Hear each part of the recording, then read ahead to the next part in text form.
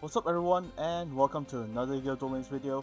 So currently TurboDuel Grand Prix is out now in YuGiOh Duel Links, and it's a worldwide PvP dueling category ranking based on how many wins and losses, just like the ranked duels. However, this allows you to gain much more rewards as well as certain event exclusive items. But before we get right into it, let's check out what the event page says about this entire event. So first up, the recommended rewards. First up, we have 50 gems on a daily basis just by participating 3 times in the TurboDuel Grand Prix.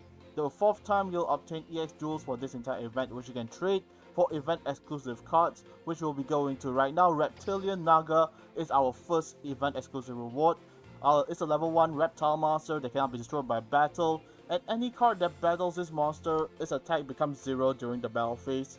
So essentially, if you want to have this monster tap your opponent just to make their attack points go to 0, essentially that's what you can do. But at the same time, you gotta watch out whether you can actually let stay on the field or take extra points of battle damage. Aside from that, during your end phase, if this card was in the face of defense position, it switched to face up attack instead. So in your first turn, you can set this card face down and stay and stall for another turn depending on what is going on later on. But you can have this card for link summoning, XC, Synchro, whatever, is all up to you. Next up, we have the spell card Symbol of Heritage. It's an equipped spell that essentially requires 3 copies of a monster in your graveyard. So for example, you need 3 copies of, let's say, backup secretary or something in the graveyard, then you can special summon it from the graveyard onto the field. However, this card was destroyed, you have to destroy that monster as well. So in terms of usability, I will not actually play this card. Even if I have monsters of up to 3 copies in my deck, I will not make space for this monster because essentially there are much better outs in terms of special summoning monsters from the graveyard. Heck, if you think about it, Infernoids or even like different cards that have recycle effects in the graveyard or effects that trigger in the graveyard to special summon another monster or to use an extra copy as well. So with that, I do not think I will actually be gunning for this card. However, maybe I'll obtain 1 to 2 copies as well. But for Reptilian Naga, definitely 3 copies because this card is actually usable in terms of it's being used by one of the Dark Signers inside Yu-Gi-Oh 5Ds. So this might actually be an Easter egg in the future that 5Ds will present another Dark Signer into Yu-Gi-Oh Duel Links. Aside from that, we also have cards from the past like Rose Girl, Back to Square One, Turbo Booster, and also Absurd Stealer available for you to obtain. Then by participating in this duel, you stand a chance to obtain your beginner and also your standard game mat and card sleeves as well. So clicking into the event page, before that, let's check out the mini events going on right now. We have Carly's Fortune Telling, which requires you to complete 1 task on a daily basis and you might get randomized rewards ranging from gems, jewels, skill chips, event boosters, and even gold coins. And for the tour guide bingo missions, on the other hand, there are a total of 3 sheets for this entire event. And for the second sheet, it will be available for tomorrow or the day after, depending on the timing. And the event exclusive card for this tour guide bingo mission is a card known as Load of Darkness. It's a level 10 Fiend type monster. However, with 3000 and 1000 attack, that looks decent, but at the same time it cannot attack directly, which means it's not a game ender unless you're battling an opponent's monster. Cannot be destroyed by battle, that's a good sign. If this card destroys an opponent's monster by battle, inflict 350 damage to your opponent. So essentially you deal burn damage with the fact that you have 3000 attack points, but you cannot attack directly, meaning that if your opponent has a full field of monsters, this card is basically there to basically end it all to inflict extra points of damage.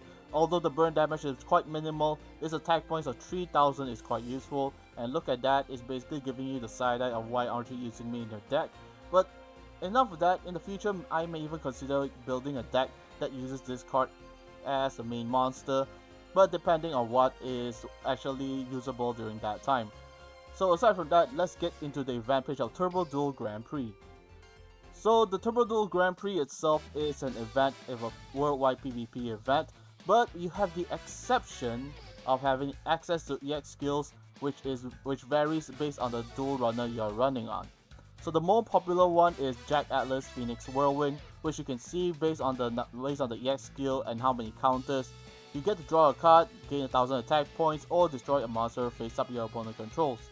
So essentially, if you were to compare all the other skills wise, it depends on your deck. I will not say which is the best, but the ones I actually prefer are either Jack Alice Phoenix Whirlwind, or even Go's skill itself. Aside from the fact it basically allows you to go into synchro summonings quite easily. But for Phoenix Whirlwind, it doesn't matter what kind of deck you're running, as long as you have the amount of counters or special summoning, etc. You can gain attack points, you can destroy cards, or you can draw a bonus card depending on what kind of field presence you want to have. So either your deck has full of negates or full of combos that basically shuts down or floodgate your opponent, this is one of the wheelers I would recommend. And as you can see from the tier list of this pyramid itself, we have the beginner level, the standard level, the elite level, then the master level. So you'll be working your way up from this entire thing as well to see how much you can observe and basically advance towards the next level. So currently I have yet to participate as actively as possible. The only thing I can say is by dueling up to twice, I managed to obtain certain level of gems as well, so you can claim your gems in the mission rewards over here. And aside from that, if you go to YuGiOh 5D's world real quick, as I'm trying to as well, you can duel against a legendary duelist, which is an event exclusive from the TurboDuel Grand Prix. And by participating in a duel against this character, it's also considered a TurboDuel Grand Prix duel. Hence you'll also obtain your cards for the amount of coins for the lottery. And that's basically it, if I think so. I basically covered the entire thing of the TurboDuel Grand Prix in under less than 6 minutes. If I talk as fast as I can, which is basically what I am still struggling to do right now. So for the upcoming events after this TurboDuel Grand Prix cease, we will have a particularly new legendary duelist coming to YuGiOh Duel Links. And once that is being cleared off, we have the Tag Duel Tournament in accordance with that. And in the late of March, you'll stand a chance to obtain a legendary duelist. There's no hope, there's only despair. So this basically gives me the Catelyn Kessler vibe for some reason. But aside from that, we have to see who is this legendary duelist. Aside from that, the mission circuit's underway as well during that time, so we'll gain some bonus rewards for participating in the event. But as long as it's a legendary duelist, it's always a great +1 to gain free gems as well as participate in certain event points to get event exclusive cards. But anyways, I think that basically covers it for this entire video. Oh wait, I think I'll just show you a quick duel. Basically not really, because my opponent surrendered during that time. So I don't think that actually gives you a lot of context in terms of that. But I think it'll be worth checking out. So stay tuned.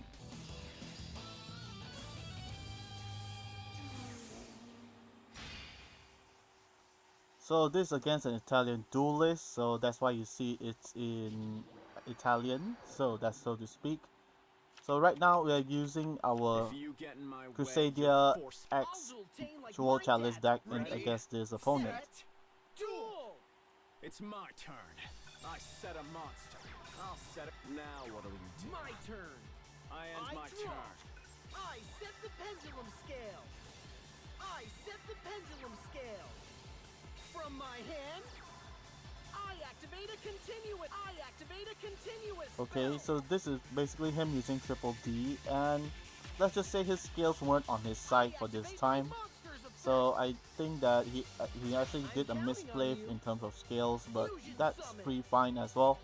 In the future, I hope that he actually doesn't do this mistake again. I activate a pendulum effect. Although he cuts his life points to give Dark extra bonus attack points and Paradigm Shift to boost it to 4k on the dot, it was enough to destroy the monster, but I was not actually tempted to use my wall disruption, because later on you'll see what I'm going to do next. So now using Crusadia's effect, I can go into Link summoning real quick. Crusadia Magus, then activate the Crusadia Maximus effect, search a Crusadia monster, as well as Link summon into Crusadia Link 2 monster on the dot. And as you can see, it's only my second turn, and my counter is actually piling up because I'm special summoning a lot of... Monster's effect.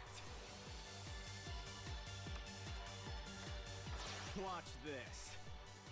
I link summon a monster. This won't last long. And I activate my spell counters to special summon Maximus onto the field.